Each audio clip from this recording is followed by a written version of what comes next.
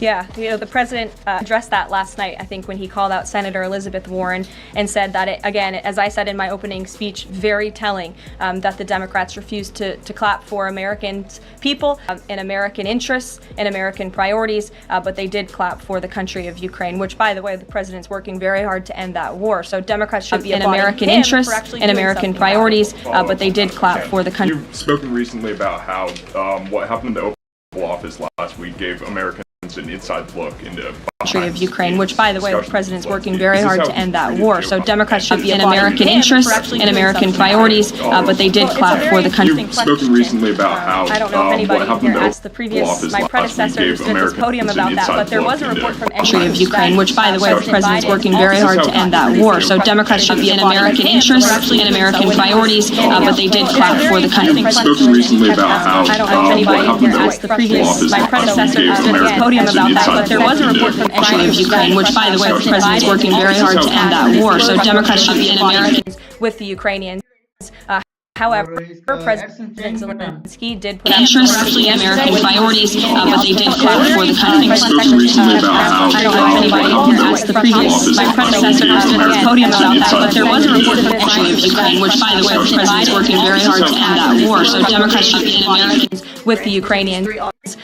However, President Zelensky did put out interests and American priorities, on 1 month. The reciprocal tariffs will go into effect on April 2nd, and he feels strongly about that no matter what, no exemption, so that's where the 1 month comes from. Does he expect them to be able to shift production within a month? He told them that they should get on it, start investing, start moving, shift production here to the United States of America, where they will pay no tariff. That's the ultimate goal. And on the conversations between the White House and the Ukrainians and the letter that President Trump revealed last night that he got from President Zelensky, Director Ratcliffe said today that the president has paused also intelligence sharing with Ukraine. Is that temporary or is that permanent?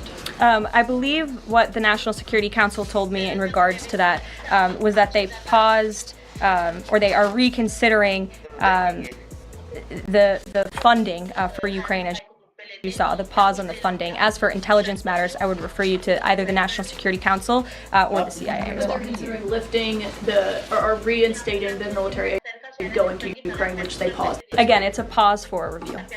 Follow up on that. Sure.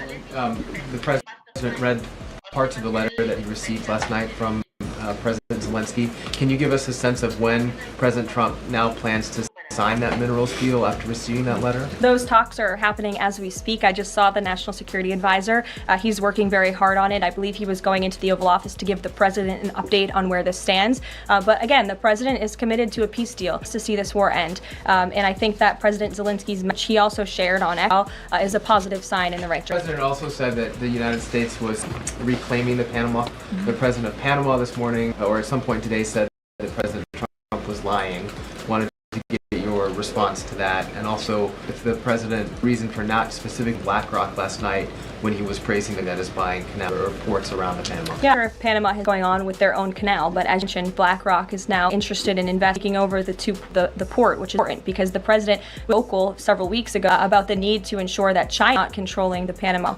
This is a very the United States of America. We also saw that the Panama Canal lifted fees on our U.S. naval ships that are going in and out of the canal. That's a win for the United States of America, and the president will continue to ensure that the Chinese government, the CCP, cannot be infiltrated in the Western Hemisphere, and certainly not in the Panama Canal, which is a very important place for our country. Dasha. The president continues to call the Prime Minister of Canada, Justin Trudeau, Governor of Canada. I'm curious what he means by that, and if there are any plans that are moving forward with trying to make Canada the 51st state. And I have a follow-up on the economy as well. Sure. Well, the president put that in his True Social account, or his True Social post earlier today. He feels strongly that it would be very beneficial for the Canadian people to be the 51st state of the United States. They wouldn't be paying for these tariffs. They'd have much lower taxes if they were part of our great country. On the economy, you and I traveled the country during the campaign. This is an issue that so many voters decided to cast their ballots on, and they voted for President Trump. He has started to have that realistic conversation with the American people, that disturbance comment last night. But I'm curious if you can, with Americans right now, as all of these factors are playing out, are things potentially going to get worse before they get better? Look, I've now been asked and answered this same question just given to me in different verbiage of 3 different times, and I will answer it again in an effort of transparency to the American people, because this is an important issue and the American people, this president understands that it is. And again, that's why in his joint address to Congress last night, he addressed this issue with a realistic and honest approach. He talked about what this administration is doing to unleash American energy and to make America affordable again. And this administration is wholeheartedly committed to doing it. And I would remind the American public that the first-term record of this president speaks volumes. That's why they reelected him, because they know that he can fix our broken economy, and it's very, very broken from the previous administration. Stephen. Thank you, Caroline. I've got 2 questions, one on press access, the other on fentanyl and tariffs. Sure. On press access, your predecessor, Karine Jean-Pierre, who presided over many novel press access restrictions, criticized the recent changes to the press pool made by your office. She said in an interview, quote, "What we're looking at is what North Korea is doing." What's your response to that? And can you say anything to allay concerns that unfavorable coverage will be punished in this new press pool system? I think that's the same individual who said from this podium numerous times that the commander-in-chief was mentally and physically up for the job, which we knew was a lie. Many people in this room knew it was a lie. Many of you were admonished for asking questions about that truth. So when it comes to truth and transparency, this administration, this White House is setting the example. This president is taking far more questions than his predecessor, Joe Biden, did on a daily basis, and that will continue. And on fentanyl and tariffs, fentanyl produced largely in China has killed 334,000 Americans over 5 years. According to CDC data, that's about 1 in every 1,000. President Trump has cited this for applying new tariffs to Canada, Mexico, and China. But in addition to China's talk about being ready for any kind of war, they said yesterday, the foreign ministry said that, quote, "The fentanyl issue is a flimsy raise U.S. tariffs," and, quote, "It's not anyone else is responsible for the fentanyl crisis."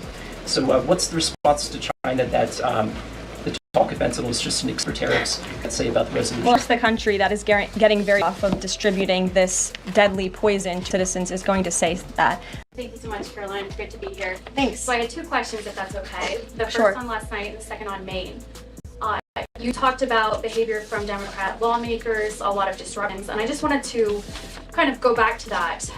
We saw Democrat lawmakers not stand for Laken Riley, for Peyton McNabb, for the son of a slain police officer and a 13-year-old cancer survivor. What are the optics of that nationally, just in terms of not just the people who were in the room last night, but across the nation? And also, was President Trump expecting this type of behavior when he was crafting his speech?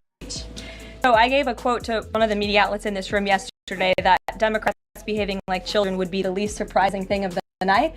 And unfortunately, that quote did turn out to be true. I think the president and everyone, frankly, was surprised by the Democrats refusing to stand for not the president's policies, because frankly, we expected that. For the everyday Americans who President Trump was shining a light on their stories. Mark Fogel, for instance, American schooler who was detained by the Russians. President Trump, if Joe Biden had done that, it would have been on their feet, but because it came from President Trump, they weren't. So I think it's very sad, but out of the president today. And the American people are the best president cares about. My views are in, and everybody loved his. Thank you. And then on Maine, we know that the governor of Maine pushed back against the president's order saying that boys should not play sports. A lawmaker from Maine this morning who told me she was assured by a state lawmaker for calling a man and speaking up. What is the next move for the White House in this battle to protect the integrity of women's sports? Yeah, well, the Department of Education has sued the state of Maine. As you know, there's ongoing litigation. The president has made a commitment to ensure that states are being held accountable if they continue to allow men and women's sports, which he believes is an egregious violation of taxpayer dollars. And so that fight continues, and the president won't back down. Again, this is a common sense policy. 80% of the American people, including more than 60% of Democrats, do not want men and women's sports. So the president will stand by this commitment. Thank you. Gabe, good to see you in here. Good to see you, Caroline. A couple questions. One, can you confirm that the president held talks with the big 3 automakers today, speaking about potentially delaying tariffs? I can confirm, and I'm glad that you asked, because the president sent me out here with a statement directly from him on this. I saw it was reported here today by Bloomberg News, and he wanted me to share this with all of you. We spoke with the big three auto dealers. We are going to give a 1-month exemption on any autos coming through USMCA. Reciprocal tariffs will still go into effect on April 2nd. But at the request of the companies associated with USMCA, the president is giving them an exemption for 1 month so they are not at an economic disadvantage. So the three companies that he spoke to are Stellantis, Ford, and General Motors. They requested the call, they made the ask, and the president is happy to do it. It's a 1-month exemption. And the president just posted on social media that he had spoken with Prime Minister Trudeau. He says he's not satisfied with what the Prime Minister has said when it comes to fentanyl, but less than 1%, as you know, less than 1% of the fentanyl seized last year was in the northern border. What else does Canada need to do? Well, the president did just put out a statement on his call with the governor, Justin Trudeau, as he calls him, of Canada. And he said that he was not pleased, as you said. He said it's not good enough. He told Prime Minister Justin Trudeau that directly. The call ended in a somewhat friendly manner, as the president said, but he's not going to stop standing up for the American people. And to answer your question directly when it comes to fentanyl, for the last 4 years, unfortunately, our neighbors to the north and the south, Canada and Mexico respectively, have allowed America to be a dumping ground, not just for illegal aliens, but for illegal, poisonous, deadly fentanyl, which is now the #1 killer of young people in this country aged 18 to 34. Through the northern border in Canada, in last fiscal year alone, there was enough fentanyl seized to kill 4.8 billion people. And that number is up 2,050% from 2023, the year before. So there's been more than a 2,000% increase in illegal fentanyl seizure at the northern border. Why? Because Canada is allowing that fentanyl to come to the United States. The president sees these numbers, he thinks about the lives that are lost, and everybody in this room, I'm sure, everybody watching at home, everybody across the country knows someone in our lives who has been killed at the hands of this deadly poison. There needs to be repercussions for that. The president feels very strongly about it. Caroline, respectfully, it's just 43 pounds that were found last year. That's less than a carry-on suitcase. Is that a lot of fentanyl compared to, say, Mexico, where the vast majority of the fentanyl is brought in through Mexico, not Canada? So what else does Canada need to do? Well, I just told you, last year alone, there was a 2,000% increase in illegal fentanyl. You're asking me for what the president's justification is for these tariffs. It's not up to you. You're not the president, Gabe. And frankly, I think it's a little bit disrespectful to the families in this country who have lost loved ones at the hands of this deadly poison. If you talk to them, and this president has, they are grateful that they finally have a president who is standing up to both Canada and Mexico, and most importantly, to China as well. The president added an additional 10% tariff on China because this deadly poison is being produced in that country. It's being distributed through our neighbors, and there needs to be consequences for that, period. Peter. Thank you, Caroline. If the U.S. has a long-standing policy that we do not negotiate with terrorists, then why is the U.S. now negotiating directly and for the first time ever with Hamas? Well, when it comes to the negotiations that you're referring to, first of all, the special envoy who's engaged in those negotiations does have the authority to talk to anyone. Israel was consulted on this matter. And look, dialogue and talking people around the world in the best interest of the American is something the president has proven is what he believes is good to do what's right for the American people. Is it just hostages, or are they also talking president's plan to take over Gaza? These are ongoing talks, and I'm not going to detail them for American lives at stake. I would defer you to the department for further details, but I'm not to those talks here at this point. We know that some officials here that Zelensky showed up last week without a suit for his meeting in the Oval Office. Elon Musk never wears a suit. He did last night. So what is the dress code?